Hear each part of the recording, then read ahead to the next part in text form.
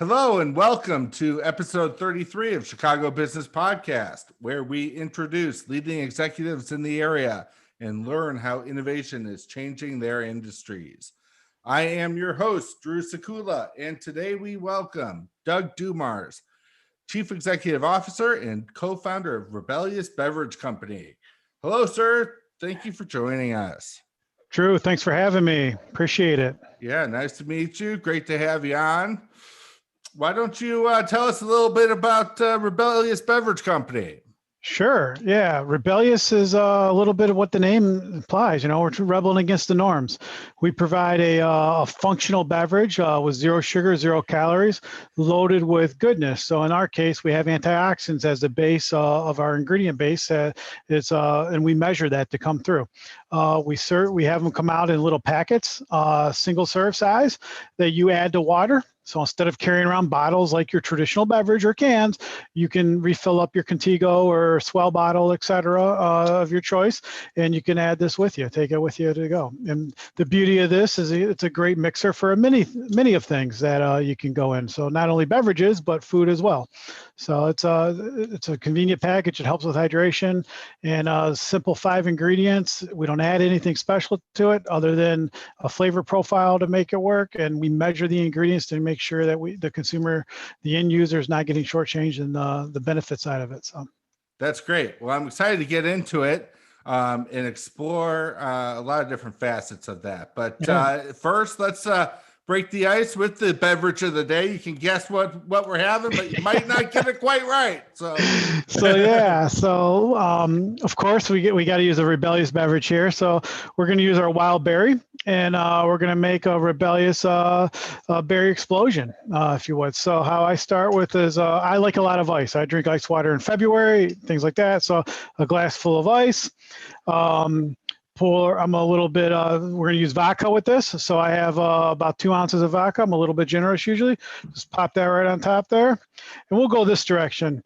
Take our packet of wild berry, which is organic again, and 5 ingredients. And just pour it right into the glass. Have that going there. And then I stumbled upon this because there's a lot of ways to make cocktails. We stumbled with a Diet 7-Up or Diet Sierra Mist. We keep diet involved because of the zero sugar, zero calories. So why add in 140 calories worth of regular when you're looking at this? So we just pour this right in here. Pour right into the glass. Of course, I wasn't showing you my other pours. I apologize. And then just a quick little stir, and you have yourself a wild berry explosion, from Rebellious. So very nice. Cheers. Well, I will cheers you to that. I prepared mine in advance, so happy to join you. Yeah, it's a tad sweet, but other tonic water, things like that would work as well. So it's very optional. Well, thank you. Yeah, that's tasty. It's not too strong. I tried I tried the lemon yesterday. You sent a few to try before, and I wasn't sure if that much would potentially overpower it. What do you normally? But it doesn't here. That's a very nice beverage. Yeah, thank you. What is the normal application in terms of the amount of water that you mix with each packet? So we designed it for that half-liter bottle, your typical water bottle, 500 milliliters, et cetera. I have a little bit left of Marvelous, our mango flavor, and this is a 24-ounce glass, but I fill it up about 10 ounces or so of ice, again, like things cold and ice, and do a quick little mix and come down. So that's just how I am. The beauty of this, we have customers that take our mint, and they take 2 packets, and they put it in a gallon of water, and they drink it all day long. So it's just, they're still getting all these antioxidants. In that case, he's consuming 600 milligrams of antioxidants throughout the day, and he'll drink it, as the day progresses. It helps him hydrate more, et cetera. We've got others that like our sangria flavor, but they like it very strong. So they like it in about 8 to 10 ounces of water, and like it that way. So it all varies for everybody to come through. And, that's the beauty of it. We're letting the consumers have really been after this individualism for a long time. years, right? And in the beverage space, in the food space, it's happened more frequently because you get portion sizes, you get flavor concoctions, you get addeds to put in. Way back, Hamburger Helper started with all that, put in stuff you wanted, right? But that went away because it's all processed. So now there's all these additives, salad kits, etc. So we're doing this with the beverage space, which typically isn't done because Pepsi, Coke, everybody out there, pre-describes this is how you want this product to taste. We look at it and say, hey, we want you to drink more. We want you to be hydrated. We want it to be 100% functional for you. And oh, by the way, we don't want any calories or sugar in here either. And we only have 1 gram of carbonate or 1 gram of carbohydrates in here as well. It was 0, but it got tested a few times. Every time it was flip-flopping every time on the test. So to be safe, we call out 1. But at the end of the day, we really want to have that functional beverage. So it's up to the consumer to have it, a way they want. We'll suggest, say, hey, look, if you like, maybe even have it in more water. 20 ounces, et cetera. But 16.9 is really what we targeted. It gives that nice flavor, explosion to it without being overpowering. And it usually doesn't come across too sweet, except for when you add a diet soft drink like this to it, that comes across a little bit more. But there you go. And how many different flavors do you guys carry? Yeah, that's a good question. We have 10 flavors comprised of 3 different profiles. So we have 5 that fall under what we call our base Rebellious infusions. So that's peach, lemon, mint, blood orange, strawberry, kiwi. All of those have 300 milligrams of antioxidants and about 45 milligrams of caffeine. They're all based on green tea as the source for the antioxidants, et cetera. Some of the flavors have a little more of a tea component taste profile. I don't know if you picked it up with the lemon you tried yesterday, but unless you knew it had tea, a lot of times people don't recognize that there's tea in there. We have 2 that we just recently came out with that are caffeine free. One we just did today, the wild berry. It's a hibiscus plant. And then we have our sangria, which is a rooibos out of South Africa. Then we have 3 that came out earlier this year in a pure energy play. So we're looking at about 100 milligrams of caffeine and about 100 milligrams of antioxidants. So essentially, a small cup of coffee, if you think about it that way, or a little bit more than a Red Bull, but far less than Monster and everybody else that's out there with caffeine. The beauty of all of our products, the ones with about 45 milligrams of caffeine or even 100, you're not getting that spike and crash that you get even with coffee during the day, in the afternoon, siesta that comes on, et cetera. So this is just a nice even keel. It's really a focused energy. It makes you more alert and around. It works fantastic to keep people that kind of are busy on the go, feeling energized as they go through while hydrating. And oh, by the way, having it work for their body as well with all these antioxidants that just about everybody's depleted anyhow of. That's great. It's great background. Thank you for that. No problem. In terms of the ingredients, then it's pretty standard across each of them, right? Why don't you talk about that? Sure. It's 5 ingredients, with the exception of the caffeine freeze, a little bit different there. But we have, we start with organic green tea. We have a little bit of lemon juice. We have our flavor profile. We bring in a little bit of monk fruit for a subtle sweetness, because almost all of these are fruit flavored, including our spearmint peppermint combination for mint. It's a it's a combination of both of them, and it comes across a little bit sweeter. So we wanted to have a little bit of that sweeter component, but it's not over sweet. You're not going to think of this as a sweetened or syrupy or by any stretch. So we use monk fruit, been around for thousands of years for that. And then we add in a little bit of organic color to it as well. We've been playing with that a little bit. We're in the middle of a production run. We've actually taken it up another notch. Our mango is probably not going to change too much. It kind of looks yellowish. Our caffeine freeze, wild berry is not changing. This is, natural berries, etc. But with our lemon, we might make it a little more yellow using organic, coloring. Same with blood orange, using it a little more orangey, etc. So our strawberry kiwi and our courageous, which is our energy, we have a cherry line called courageous. Both of those will come across a little pinkish red, etc. With organic beet juice and etc. Right. Very good. Thank you. Yeah, so I've been in food and beverage for 20 plus years, almost a little over 25 years. Started my career actually at Kellogg early on in my career, and then moved with only a couple of years there, but right out of college, and then went over to Pepsi for almost 9 years, and then stayed on the beverage side on that side, and then for about 8 years and change over at Kraft. A lot of different roles from supporting category management to division CFOs, stints in investor relations, global strategy, international finance, a lot of different things. Very involved with marketing, brand management, new product launches, et cetera. So kind of wore a lot of different hats throughout my career. Pretty involved with kind of all facets.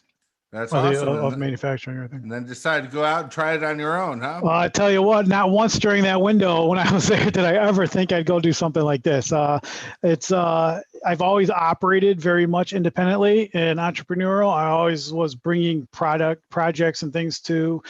You could go back to probably all my managers and bosses, and they never said that, hey, we had this whole list of things for you to do and do all the stuff, other than some financial close related things that were very prescriptive.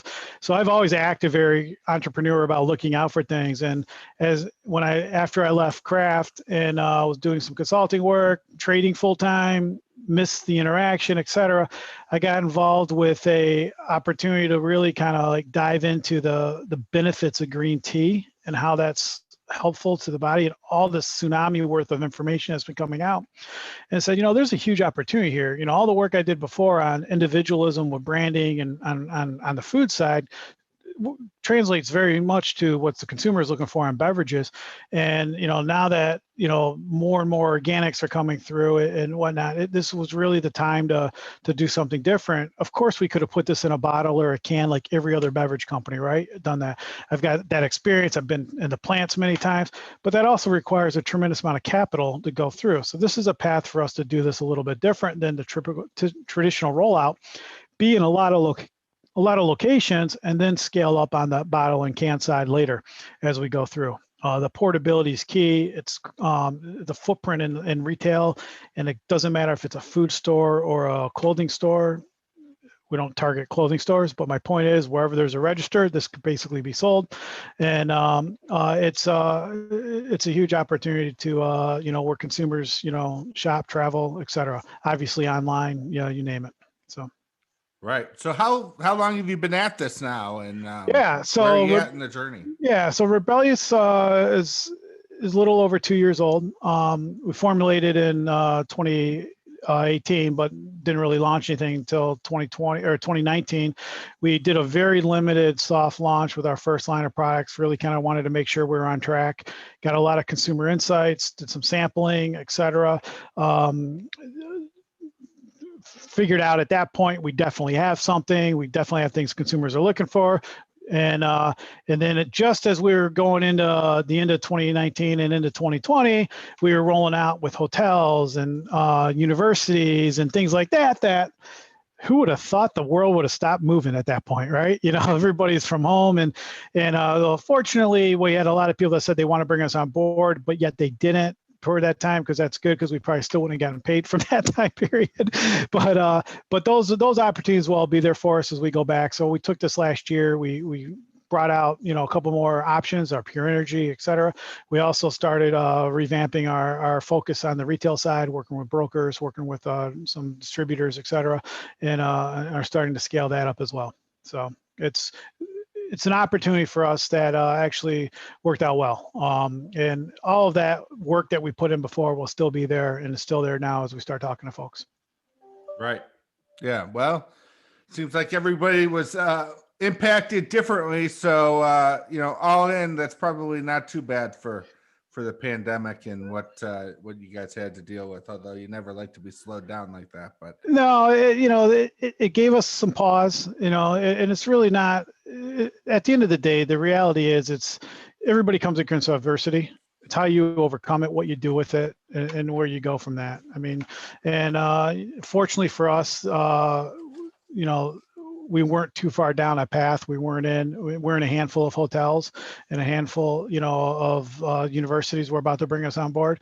So they stopped all that, even because of new products coming in. So while the university still stayed open and made meal kits, we weren't able to be a part of that because of basically, drawing a line in the sand on new suppliers, et cetera. So fortunately for us, it wasn't that big of an impact, and we were able to pivot, on some things that we were working on pretty easily. It did set us back in growth and in scale, obviously, but it, at the end of the day, we believe that good things will come out of this. So. Yeah. Great. Well, it sounds like you guys are positioned pretty well. Let's Yeah. keep going though. Tell me a little bit about your ties to Chicago. Yeah. How long have you been here?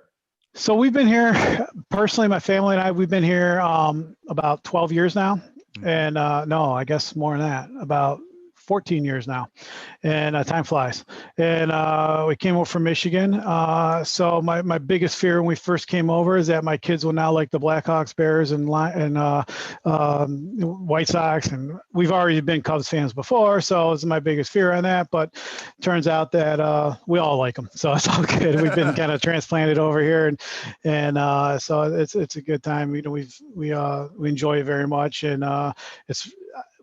Prior to coming to Chicago, I moved 6 times in 10 years. And it's hard to believe that we very quickly surpassed the longest tenure in one place.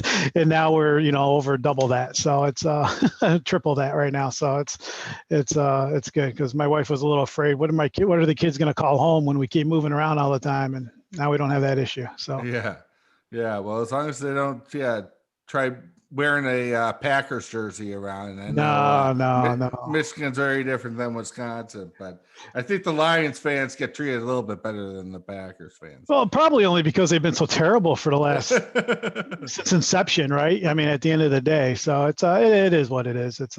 But no, Chicago is a great city. We love it. I visited it many times before, and so we're fortunate to do this. Ironically, if Pepsi would have had the operations that they have now here back when I was with them, I probably would have moved over here with them, but they wanted me to go to New York, and New York wasn't an option. So yeah, it's a tough place to move to. Yeah, especially when you're from the Midwest like this, right? So Mm-hmm. So tell me a little how you did your formulation then, and what was that process like? Yeah, so this is the fun stuff about innovation and working with products. We wouldn't have launched this if we didn't have the contacts in the industry space that we had. And it doesn't necessarily mean Kraft contacts or Pepsi contacts, because they operate on different playing fields. But just whether it's supply chain, or manufacturing, et cetera. So we already had a lot of that through our networking and just being active in the space before. So as we reached out to suppliers, that came very quickly for us. Our main ingredient, the green tea, a critical step was we want it measured, and we wanted something that we can do. So we found a supplier that can handle that for us, and we have a proprietary product that's for us that nobody else has, which is great. So we went with that. We have a flavor house that's phenomenal, that really took our main ingredient. We said, okay, here's what we want. Our limitations are: we want it organic, we want 0 sugar, we want 0 calories. We're leaning towards monk fruit versus stevia, et cetera. We just kind of say, hey, this is what we're after. And then, just a little dialogue on, a conversation around taste profile, meaning not too strong, not too weak either. So this get in, and what do you know? We have like 3 tastings, and it turned out pretty darn good. And Nice. we made some minor changes in between, as things evolved and the product sat longer and things like that. But for the most part, it's been a very very efficient process. And I think it all comes back to the supply chain. When you work with really good people that know what they're doing, you got to let them do what they do. And it really helps with that, because it's always hard to say, you get back information. It's like, oh, well, here's your taste profile that you like or you'd like changed. And it's all subjective to an individual. And so they did a good job packaging that back in, making a tweak, giving us something back to choose from. And it worked out real well. So, yeah. So you talked a lot about we and us, and so who are you working with on this? Well, we have a flavor house here in Chicago area, FONA, Flavors of North America. That's great. My business partner, Joe O'Connor, and I are the ones that really started this. We've got, an extended team. They're not necessarily on the payroll, but we have like a head of sales and some graphics and, our corporate team, our packaging team, as well as our digital marketing team have all been, instrumental. And the nice thing about using, external resources for these as you scale and grow, you get the best. You don't get your newly hired, person you can afford on a payroll, that's out of college. You get a team that's seasoned. Now they might be prorating their time with you because they're not necessarily a full-time or a bunch of full-time heads. But what you're able to do out of this is really get industry veterans that are the best in what they do. And that's exactly what we've, attracted and partnered with. And it's been very good for us. How are you handling the manufacturing and the packaging? Yeah, so we have a co-man here in the Chicago area that does our blending and our packaging into our packets. They've been great to work with. The capability of our entire supply chain to scale is phenomenal. Something I was a little concerned about a year ago when I had a call from one of our guys that said, "Hey, if we got you in about 20,000 outlets, can you get there?" And I'm like, "Yeah, but when? Like, what kind of lead time are you going to give me here?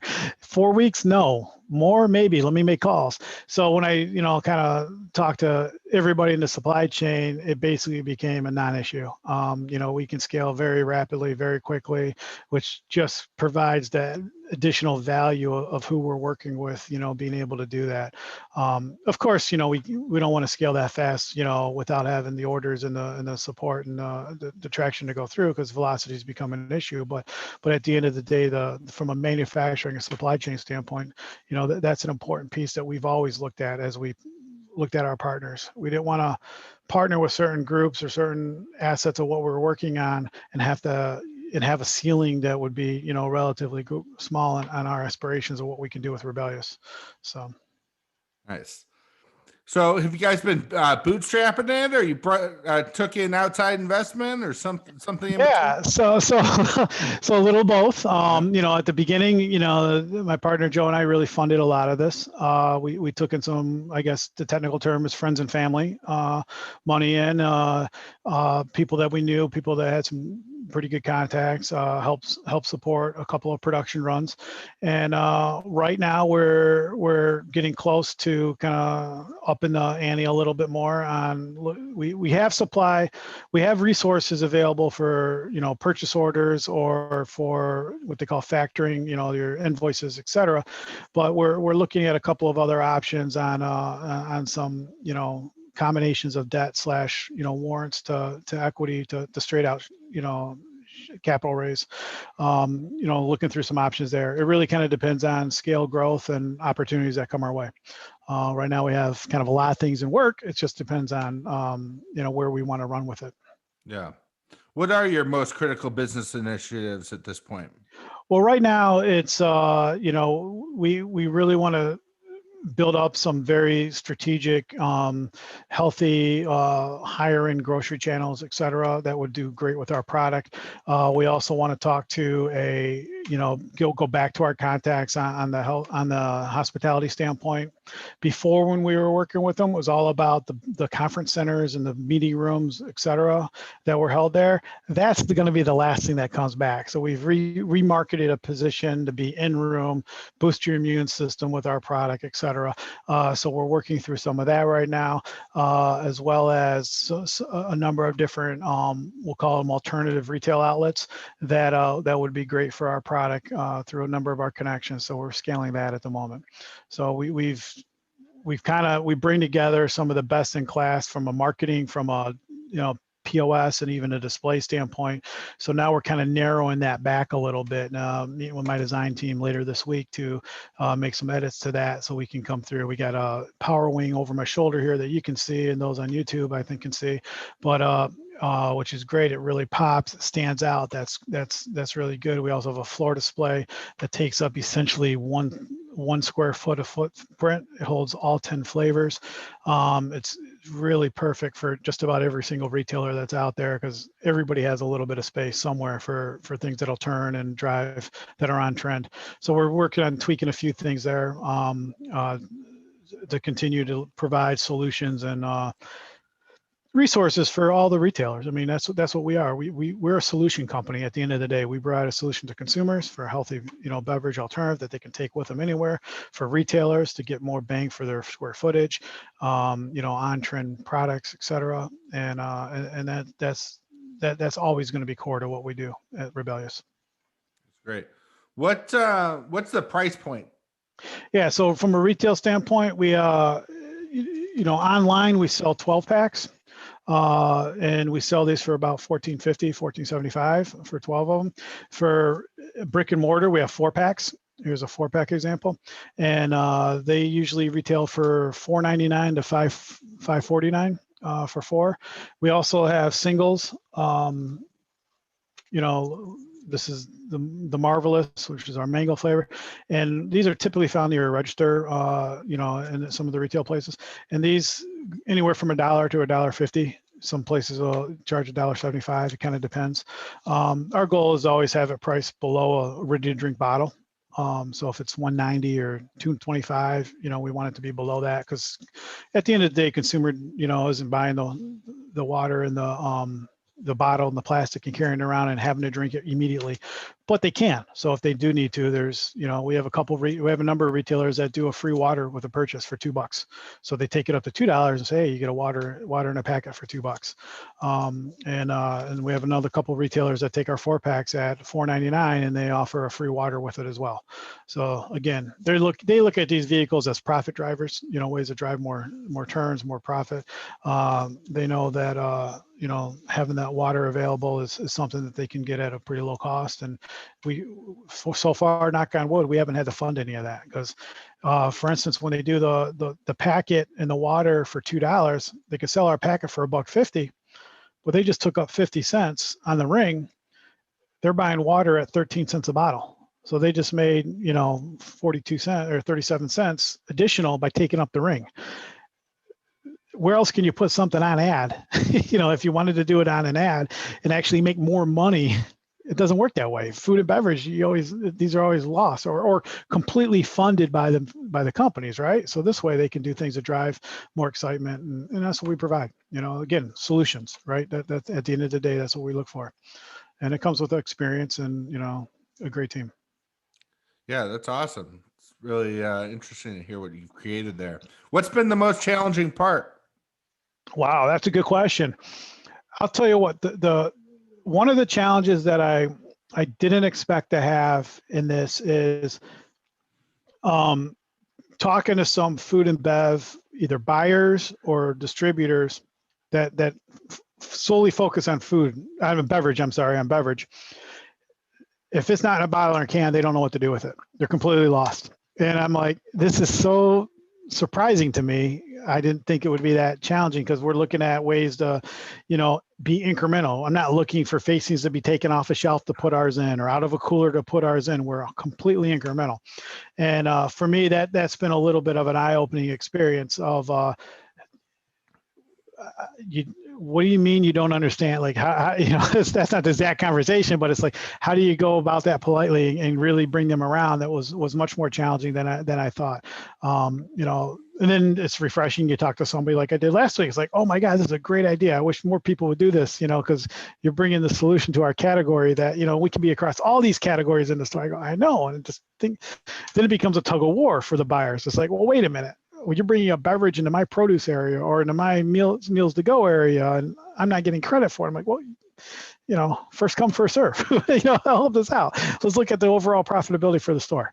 So we're ways that we can help with that. So it's so that's been the most eye-opening experience. And the most challenging has just been this whole crazy e-commerce place, right? Amazon has just been, everybody feels that pain with Amazon.